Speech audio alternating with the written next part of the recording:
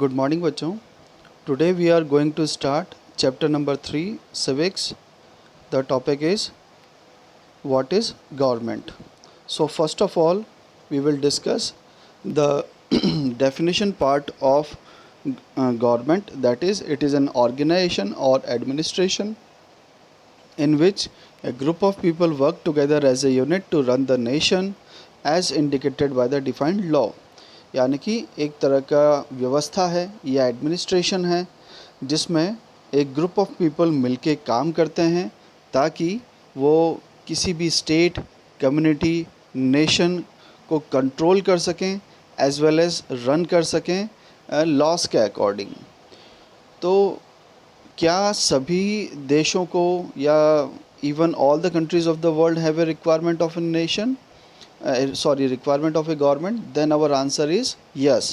Every nation in the world has a requirement of government. Then the question comes for what purpose, यानी कि किस purpose के लिए दुनिया में हर देश को गवर्नमेंट की ज़रूरत पड़ती है। तो इसका आंसर होगा कि कुछ महत्वपूर्ण निर्णय यानी कि इम्पॉर्टेंट डिसीजंस लेने के लिए, जैसे कि इलेक्ट्रिसिटी की सप्लाई हमें कितनी इंक्रीज़ करनी है, अगर कोई चीज़ महंगी हो गई है तो उसकी प्राइसेस को कैसे कंट्रोल करना है, कहाँ पर सड़कें बनाई जाएं, कितने स्कूल्स बनाने हैं, कितने हॉस्पिटल्स बनाने हैं। तो ऐसे बहुत सारे इम्पोर्टेंट डिसीजंस होते हैं जिनको लेने के लिए हमें गवर्नमेंट की रिक्वायरमेंट होती है। अब हम टॉपिक पढ़ेंगे बच्चों नीड फॉर ए गवर्नमेंट या फंक्शंस फॉर ए गवर्नमेंट, यानी कि सरकार हमारे लिए क्या क्या काम करती है ना। तो इसके लिए हम कह सकते हैं कि it helps the poor people, है ना, फॉर देयर सर्वाइवल, यानी कि गरीब लोगों के सर्वाइवल के लिए, यानी कि उन्हें एक अच्छे जीवन के लिए उन्हें ढेर सारी सुविधाएं उपलब्ध कराती है। जैसे कम प्राइजेस पर फूड ग्रेन्स, है ना। अब कम प्राइजेस पर फूड ग्रेन्स कैसे अवेलेबल करवाएगी गवर्नमेंट पुअर पीपल को? गवर्नमेंट इन्हें फार्मर्स से ख़रीद कर इनका स्टॉक करती है और फिर राशन शॉप्स की मदद से इन्हें अफोर्डेबल प्राइजेस पर, यानी कि कम प्राइजेस पर कॉमन पीपल को अवेलेबल करवाती है। सेकंड, इसके लिए हम कह सकते हैं कि it is responsible for protecting the boundaries of the country, यानी कि हमारे देश की जो सीमाएं हैं उन्हें दुश्मनों से प्रोटेक्ट करने के लिए, या कोई पड़ोसी देश गलत तरीके से हमारे देश में नहीं आ जाए, इसे भी गवर्नमेंट इंश्योर करती है और उसमें आर्मी की मदद से हमारे देश की सीमाओं की रक्षा करती है। इसके अलावा गवर्नमेंट ये भी ध्यान रखती है कि सभी देश के जितने भी नागरिक हैं सभी को खाने पीने की अच्छी चीज़ें मिलें, अच्छी क्वालिटी की चीज़ें अवेलेबल हों और उन्हें हेल्थ फैसिलिटीज़ भी अच्छी मिलें। यानी कि कई बार गवर्नमेंट अपने जो हॉस्पिटल्स होते हैं, यानी कि जो गवर्नमेंट हॉस्पिटल्स होते हैं उसमें फ्री मेडिकल फैसिलिटीज़ अवेलेबल करवाती हैं ताकि जिनके पास पैसे नहीं हैं वो भी इस फ्री मेडिकल फैसिलिटीज़ का बेनिफिट ले सकें। और कई बार गवर्नमेंट जो मेडिसिन्स होती हैं वो भी फ्री में अवेलेबल करवाती हैं ताकि किसी भी आम जन को कोई परेशानी ना हो। इसके अलावा गवर्नमेंट कई बार बच्चों समय समय पर जब भी नेचुरल कैलेमिटीज़ आती हैं, नेचुरल डिज़ास्टर्स होते हैं, है ना, यानी कि प्राकृतिक आपदाएं आती हैं, जैसे भूकंप हुआ, बाढ़ हुआ, सूखा हुआ, तो इस समय पर जब लोगों को खाने पीने रहने की समस्याएं आती हैं तब गवर्नमेंट एक्टिव मोड में आकर हर तरह से इन लोगों को मदद करती है। अभी आप लोगों ने देखा होगा कि maximum states are facing the problem of floods, so in those areas governments are sending their rescue teams to save the life of people who are stuck in the flooded areas, यानी कि बाढ़ प्रभावित क्षेत्रों में सरकार अपनी टीमों को भेजकर उन लोगों की जान बचाती है जो कि बाढ़ वाले क्षेत्रों में फंस गए हैं, पानी में फंस गए हैं। उनके टेम्पररी शेल्टर होम्स बनाती है, उनको खाने के पैकेट्स अवेलेबल करवाती है। तो ऐसे बहुत सारे काम हैं बच्चों जो कि गवर्नमेंट कॉमन पीपल के लिए परफॉर्म करती है ना। इसके अलावा अब हम बात करते हैं बेटा लेवल्स ऑफ गवर्नमेंट की। अब लेवल्स ऑफ गवर्नमेंट का मतलब क्या होता है? लेवल वर्ड का मतलब क्या है? लेवल वर्ड का मतलब होता है स्टेजेस, यानी कि डिफरेंट स्टेजेस को लेवल कहा जाता है। अब बेटा भारत इतना बड़ा देश है कि किसी भी एक जगह पर बैठकर पूरे देश को अगर हम कंट्रोल करना चाहें तो हर व्यक्ति की देश के कोने-कोने तक, इंटीरियर एरिया तक, हर विलेज तक प्रॉब्लम को सॉर्ट आउट करने में काफ़ी ज़्यादा समय लग जाएगा। इसलिए गवर्नमेंट ने बेसिकली 3 लेवल्स पर अपने काम को बाँट रखा है। एक होता है लोकल लेवल, जो कि फैला हुआ होता है किसी ग्राम पंचायत तक, तहसील तक, डिस्ट्रिक्ट तक या किसी छोटे शहर तक, छोटे या बड़े शहर यानी कि टाउन तक। जैसे कि अगर हम गांव की बात करें, तहसील स्तर की बात करें तो वहाँ पर विलेज पंचायत होती है ना। तहसील हेडक्वार्टर्स होते हैं, है ना। अगर हम डिस्ट्रिक्ट पर आएँ तो वहाँ पर नगर परिषद होती है या नगर पालिकाएँ होती हैं, जो लोग हमारी प्रॉब्लम्स को सुनते हैं और हमारी प्रॉब्लम्स के अकॉर्डिंग उनका सॉल्यूशन भी हमें अवेलेबल करवाते हैं। दूसरा लेवल होता है बेटा इसमें स्टेट लेवल गवर्नमेंट, है ना। स्टेट लेवल गवर्नमेंट उसे कहते हैं जो पूरे स्टेट को कवर करती है ना। जहाँ पर चीफ मिनिस्टर्स के होते हैं, है ना।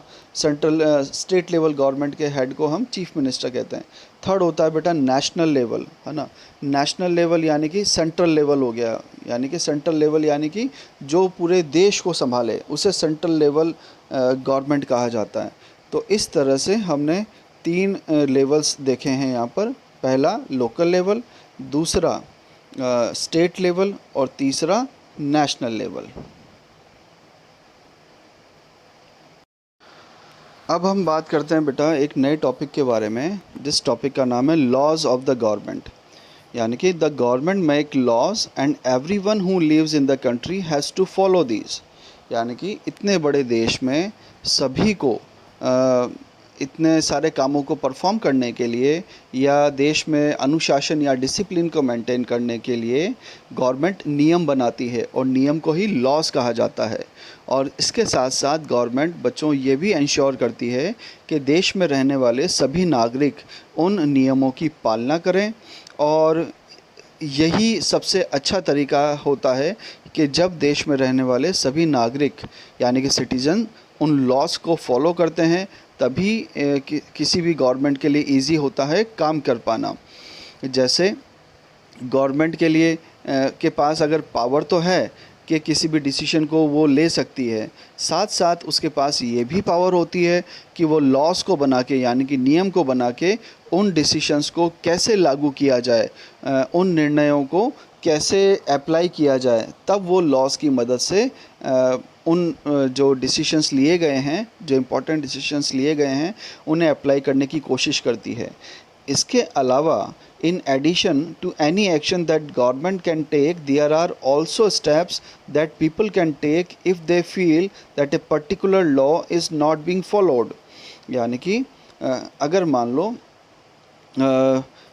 किसी भी सरकार के निर्णय की वजह से अगर आम जनता को या कॉमन पीपल को ये लगता है कि गवर्नमेंट के इस डिसीजन की वजह से उन्हें नुकसान हुआ है या लॉ को फॉलो नहीं किया गया है या नियमों की पालना नहीं की गई है, तो वह गवर्नमेंट के ख़िलाफ़ कोर्ट में केस भी कर सकता है। जैसे एक एग्जांपल के थ्रू मैं आपको समझाना चाहूँगा कि अगर मान लो कि किसी व्यक्ति का किसी गवर्नमेंट जॉब के रिटन एग्जामिनेशन में सिलेक्शन हो गया, लेकिन किसी भी धर्म या पर्टिकुलर जाति की वजह से उसे नौकरी पर नहीं रखा जाता है सरकार के द्वारा, तो वह ही और शी में approach the court and claim that law is not being followed.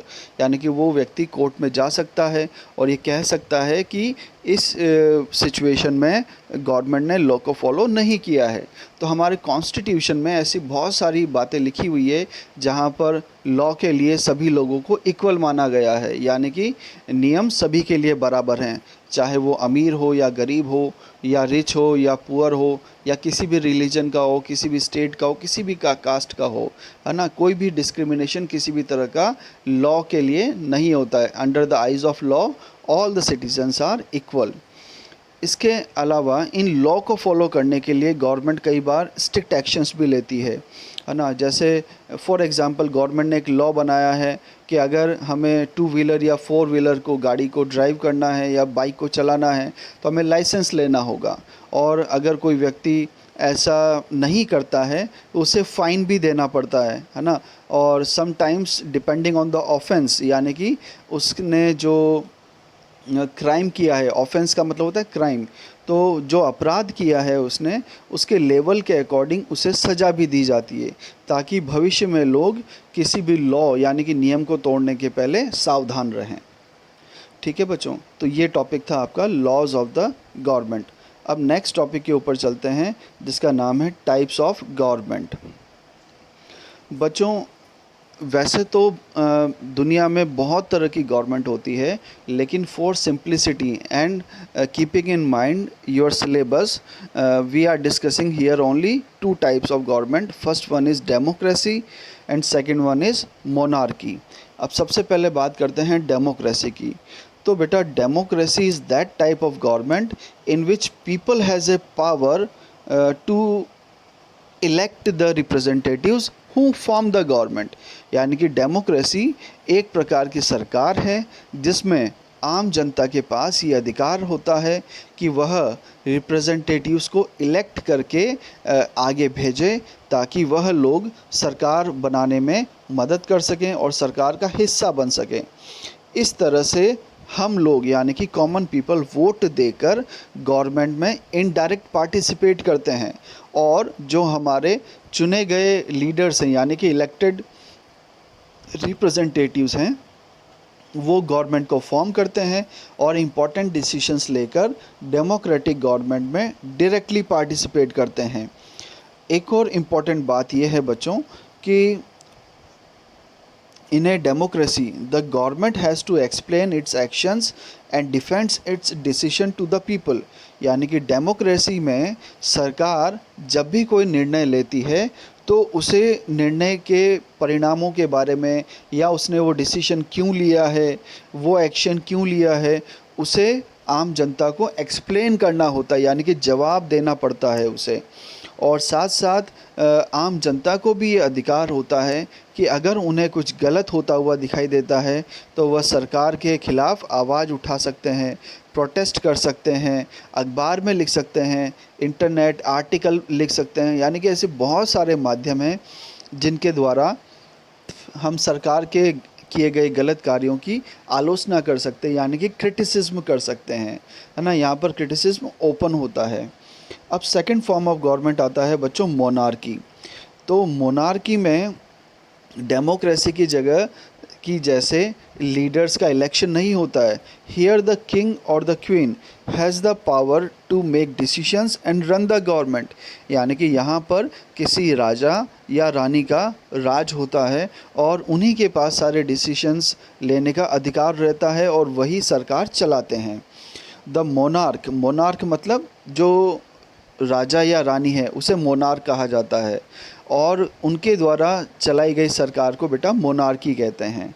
So the monarch may have a small group of people to discuss matters with, but the final decision making power remains with the monarch. यानी कि हो सकता है कि जो monarchy हो उसमें राजा और रानी के अलावा ऐसे खूब सारे दूसरे लोग भी हों जो उसे इम्पोर्टेंट डिसीजंस लेने में मदद करते हों या समय समय पर एडवाइस देते हों, लेकिन फिर भी आखिरी डिसीजन लेने का अधिकार केवल किंग और क्वीन को ही होता है। और सबसे बड़ी बात यह है बच्चों कि मोनार्की में किसी भी कॉमन पीपल को ये राइट नहीं होता है कि वो किंग और क्वीन के लिए गए डिसीशंस का विरोध कर सके। If someone founds to protest against the decisions taken by the king और the queen, then he sometimes में सेंट टू जेल और समटाइम्स सेंटेंस टू डेथ। यानी कि कई बार विरोध करने पर ऐसे लोगों को या तो जेल में डाल दिया जाता है या मृत्यु दंड भी दिया जा सकता है। तो इस तरह से हमने यहाँ पर डिस्कशन किया कि दो तरह की गवर्नमेंट रहती है। First one is democracy and second one is monarchy. अब बच्चों हम इसी चैप्टर में आगे बढ़ते हैं और टॉपिक पढ़ते हैं डेमोक्रेटिक गवर्नमेंट के बारे में ही, यानी कि और ज़्यादा हम डेमोक्रेटिक गवर्नमेंट के बारे में सीखने की कोशिश करते हैं। तो बेटा, India is a biggest democracy in the world, यानी कि पूरे विश्व में सबसे बड़ी डेमोक्रेसी भारत में ही है। और ये जो अचीवमेंट हमें मिला है, ये ऐसा नहीं है कि हमें गिफ्ट में मिला है। इसे ऑब्टेन करने के लिए हमारे यहाँ पर भारतीय लोगों ने काफ़ी लंबा और काफ़ी ज़्यादा ऐतिहासिक संघर्ष किया है, काफ़ी ज़्यादा हमने प्रयास किए हैं, तब जाकर भारत में डेमोक्रेसी गवर्नमेंट को एस्टेब्लिश किया गया है। डेमोक्रेसी की बेटा सबसे बड़ा फीचर होता है कि यहाँ पर the people have a power to elect their leaders, यानी कि नेताओं में हमेशा ये डर रहता है कि अगर उन्होंने इलेक्ट होने के बाद जनता से किए गए प्रॉमिसेस को अगर पूरा नहीं किया, तो आने वाले 5 साल के बाद में, यानी कि जब भी 5 साल के बाद इलेक्शंस होंगे, तो हो सकता है नेक्स्ट टाइम पीपल उन्हें वोट नहीं करें। इसलिए उनके मन में ये बात हमेशा डर बना हुआ रहता है। That's why they are bound to do good work, यानी कि वह बंधे हुए रहते हैं अच्छे कामों को करने के लिए। लेकिन फिर भी कई लीडर्स ऐसे होते हैं जो फॉल्स प्रॉमिसेस करते हैं, यानी कि झूठे वादे करते हैं, और अगर वो ऐसा करते हैं और हमें उनका काम पसंद नहीं आता है, तो एज ए कॉमन पीपल हमारे पास ये राइट रहता है कि जब भी नेक्स्ट इलेक्शंस आएँ तो हम उन्हें वोट नहीं दें और ऐसे नए लीडर का चुनाव करें जो हमारे देश को अच्छे से प्रोटेक्ट करे, अच्छे काम करे, लोगों के लिए वेलफेयर के लिए स्कीम्स चलाए। तो ये सबसे बड़ी पावर कॉमन पीपल में के हाथ में डेमोक्रेसी में होती है। इसीलिए हम कह सकते हैं कि democracy is a type of government which is of the people, by the people and for the people. बच्चों, एक और बात मैं यहाँ पर सिखाना चाहूँगा आपको कि डेमोक्रेटिक गवर्नमेंट को पहले रिप्रेजेंटेटिव डेमोक्रेसीज़ भी कहा जाता था, लेकिन रिप्रेजेंटेटिव डेमोक्रेसी वह होती है बच्चों जहाँ पर, बात मैंने पहले भी सिखाई थी, वापस से सीखिए आप, कि रिप्रेजेंटेटिव डेमोक्रेसीज़ में पीपल डायरेक्टली पार्टिसिपेट नहीं करते हैं, बल्कि इनडायरेक्टली पार्टिसिपेट करते हैं अपने इम्पॉर्टेंट वोट को देकर। यानी कि हम अपना इम्पॉर्टेंट वोट हमारे पसंद के रिप्रेजेंटेटिव को देते हैं, और जब वो चुनाव जीत जाते हैं तो वो सरकार बनाने में शामिल होते हैं, गवर्नमेंट की फॉर्मेशन करते हैं और डिसीशंस लेकर डेमोक्रेटिक गवर्नमेंट में डायरेक्टली पार्टिसिपेट करते हैं। तो इस तरह से लीडर्स का पार्टिसिपेशन डेमोक्रेसी में होता है डायरेक्ट, और कॉमन पीपल का पार्टिसिपेशन होता है इनडायरेक्ट। अब एक और इम्पॉर्टेंट बात सीखिए बच्चों यहाँ पर, कि किसी भी गवर्नमेंट को डेमोक्रेटिक तब तक नहीं कहा जा सकता जब तक उस गवर्नमेंट में यूनिवर्सल एडल्ट फ्रेंचाइज का कंसेप्ट अप्लाई नहीं होता। अब यूनिवर्सल एडल्ट फ्रेंचाइज, बच्चों यहाँ पर 3 वर्ड आ रहे हैं। यूनिवर्सल वर्ड का मतलब होता है जो कंसेप्ट सब जगह पर अप्लाई हो, है ना, इक्वली अप्लाई हो, उसे यूनिवर्सल कहा जाता है।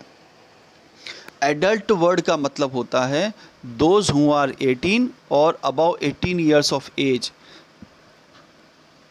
और फ्रेंचाइज वर्ड का मतलब होता है राइट, यानी कि universal adult franchise means right to vote given to those people who are 18 और above 18 years of age without any sort of discrimination, यानी कि बिना किसी जातिगत भेदभाव के, बिना किसी भाषा के भेदभाव के, बिना किसी धर्म के या जगह के भेदभाव के, अगर कोई भी व्यक्ति वो हिंदुस्तान का नागरिक है, भारतीय नागरिक है, तो उसे वोट देने का अधिकार दिया जाना चाहिए, चाहे वो महिला हो या पुरुष हो। तब जाकर किसी भी गवर्नमेंट को डेमोक्रेटिक कहा जाता है। पहले के समय में बच्चों यूनिवर्सल एडल्ट फ्रेंचाइज अप्लाई नहीं होता था। अब पहले के समय से मतलब ये है कि बिफोर इंडिपेंडेंस से, यानी कि आज़ादी के पहले इंडियन गवर्नमेंट तो थी नहीं, ब्रिटिशर्स हमारे यहाँ पर रूल करके गए थे, इसलिए ब्रिटिश गवर्नमेंट ही होती थी। तो right to vote British government बहुत सेलेक्टेड पीपल को दिया करती थी, और वो सेलेक्टेड पीपल होते थे या तो रिच पीपल, या those who have a huge amount of property, और आइदर एजुकेटेड पीपल, यानी कि या तो बहुत ही ज़्यादा पढ़े लिखे लोग, या बहुत ही ज़्यादा जिनके पास अच्छी खासी संपत्ति हो, प्रॉपर्टी हो, या फिर अमीर लोगों को ही ब्रिटिश गवर्नमेंट वोट डालने का अधिकार दिया करती थी। इस समय पर यानी कि ब्रिटिश गवर्नमेंट के समय पर जो गरीब हैं, जिनके पास कोई भी ज़मीन नहीं है, किसी भी तरह की प्रॉपर्टी नहीं है, जो महिलाएं हैं या जो अनएजुकेटेड पीपल है यानी कि इलिटरेट या अशिक्षित लोग हैं, उन्हें वोट देने का अधिकार नहीं दिया जाता था। इसी बात को ध्यान में रखते हुए बच्चों, एक समय पर महात्मा गांधी ने अपने एक जर्नल में लिखा था कि मुझे ऐसे देश की कल्पना करते हुए काफ़ी ज़्यादा अफसोस होता है। उस जर्नल का नाम था बेटा यंग इंडिया, है ना। ध्यान रखिएगा इस बात को। जर्नल उसे कहते हैं जो कि एक रिटन पब्लिकेशन होता है ना। जिस तरह से आप किसी टॉपिक पर ऐसे लिखते हैं तो ऐसे का राइटअप की तरह ही जर्नल भी होता है। हो सकता है ये जर्नल वीकली पब्लिश होता हो या 15 दिन में पब्लिश होता हो या महीने में, 6 महीने में या साल भर में पब्लिश होता हो। तो रिटन पब्लिकेशन को हम जर्नल कहते हैं। महात्मा गांधी ने एक जर्नल जिसका नाम था यंग इंडिया 1931 में, इसमें काफ़ी हिम्मत करके अंग्रेज़ों के ख़िलाफ़ बोलने और लिखने की कोशिश की थी और उन्होंने कहा था कि मुझे काफ़ी असंभव सा दिखता है ऐसे देश की कल्पना करते हुए जिसमें केवल जो अमीर हैं या पढ़े लिखे लोग हैं उन्हें तो वोट देने का अधिकार दिया जाता है, जबकि एक तरफ वो लोग जिनका कैरेक्टर अच्छा है यानी कि चरित्र जिनका अच्छा है, बिहेवियर जिनका अच्छा है, जो कि ईमानदार हैं और सुबह से शाम तक कठोर परिश्रम करते हैं, मेहनत करते हैं, लेकिन फिर भी उन्हें गलत तरीके से वोट देने से दूर रखा जाता है। तो ऐसे देश की कल्पना करना या इमेजिनेशन करना मेरे लिए इम्पॉसिबल है। इतनी बड़ी बात गांधी जी ने इस जर्नल में कही थी। ये बात कहने के बाद ये जर्नल काफ़ी ज़्यादा फेमस हुआ और पूरे भारत में इसको समर्थन मिला और इसी का असर हुआ बच्चों कि जब इंडिया इंडिपेंडेंट हुआ तब हमारे कॉन्स्टिट्यूशन में ये बात कही गई कि यूनिवर्सल एडल्ट फ्रेंचाइज का कंसेप्ट अप्लाई होना चाहिए। यानी कि चाहे बिना किसी जेंडर डिस्क्रिमिनेशन के, यानी कि चाहे वो महिला हो या पुरुष, गरीब हो या अमीर, किसी भी जाति या किसी भी धर्म का हो, किसी भी भाषा को बोलने वाला हो, किसी भी जगह पर रहता हो, सभी को ये अधिकार दिया जाना चाहिए कि वह वोट दे सके, है ना। तो ये बात गांधी जी ने बच्चों हमें सिखाई थी। अब बच्चों हम बात करते हैं राइट टू वोट टॉपिक के बारे में। इसमें हम ये पढ़ेंगे कि ऐसा नहीं है कि भारत ने ही वोट के अधिकार के लिए संघर्ष किया हो, यानी कि not even India has struggle to get the right to vote, but even most of the European countries and even in the USA, women and the poor have had to fight for participation in government। यानी कि भारत ही नहीं बल्कि America तथा ज़्यादातर European देशों में महिलाओं और गरीब लोगों को भी काफ़ी ज़्यादा संघर्ष करना पड़ा ताकि उन्हें सरकार में भागीदारी मिल सके और वोट डालने का अधिकार भी उन्हें प्राप्त हो सके। ऐसी एक घटना को सफ़रेज मूवमेंट के नाम से भी समझाया जाता है। इंसिडेंट ये है बच्चों कि फर्स्ट वर्ल्ड वॉर के दौरान जब इन देशों के सभी पुरुषों को सरकार की तरफ से युद्ध लड़ने के लिए भेज दिया जाता है, तब पीछे से देश चलाने की समस्या डेवलप हो जाती है। यानी कि देश को मैनेज कौन करे, चलाएं कौन। तब उस समय पर इन देशों में महिलाएं आगे आती हैं और बहुत अच्छे से एडमिनिस्ट्रेशन को गवर्न करती है, यानी कि संभालती है। सभी कामों को बहुत अच्छे से वो महिलाएं देखती है। तो देश बहुत अच्छे से चलता है और जब फर्स्ट वर्ल्ड वॉर ख़त्म हो जाती है और या जो पुरुष युद्ध में गए हुए थे वो वापस आते हैं, तो सरकार इन महिलाओं से अपनी उन पोजीशंस को, उन पावर्स को वापस लेकर मेल्स को दे देते हैं। और जब ऐसा होता है तो इन महिलाओं को काफ़ी ज़्यादा बुरा लगता है और वह सरकार के सामने अपनी मांग यानी कि डिमांड रखती है कि even if they are working very well in the absence of males, then why not the government has given them the powers to run the government or participate in the election process, why they are not providing them right to vote। यानी कि उनका यह कहना था कि जब पुरुषों की अनुपस्थिति में उन्होंने देश को बहुत अच्छे से संभाला, तब अब सरकार उन्हें गवर्नमेंट में क्यों पार्टिसिपेट नहीं करने दे रही है, क्यों उन्हें वोट का अधिकार नहीं दिया जा रहा है। और इन्हीं मांगों को लेकर उन्होंने एक मूवमेंट, एक संघर्ष, एक आंदोलन स्टार्ट किया जिससे नाम दिया गया विमेंस सफ़रेज मूवमेंट। मूवमेंट वर्ड का मतलब होता है बेटा आंदोलन, और सफ़रेज वर्ड का मतलब होता है राइट टू वोट, है ना। तो इस आंदोलन को काफ़ी ज़्यादा पब्लिसिटी मिली और धीरे धीरे करके एक एक देश के, यानी कि धीरे धीरे सभी यूरोप के देशों में ये बात फैलती हुई गई कि महिलाओं को भी वोट देने का अधिकार मिलना चाहिए। और एट लास्ट ये संघर्ष इतना बड़ा हुआ कि जिसमें महिलाओं को सरकार के द्वारा काफ़ी ज़्यादा परेशानियां भी उठानी पड़ी बेटा। कई बार उन्हें जेल में भी डाला गया, कई बार उन्होंने भूख हड़ताल भी की, और सरकार की तरफ से उन्हें फ़ोर्सफुल वहाँ से हटाने की कोशिश भी की गई, लेकिन वो महिलाएं पीछे नहीं हटी।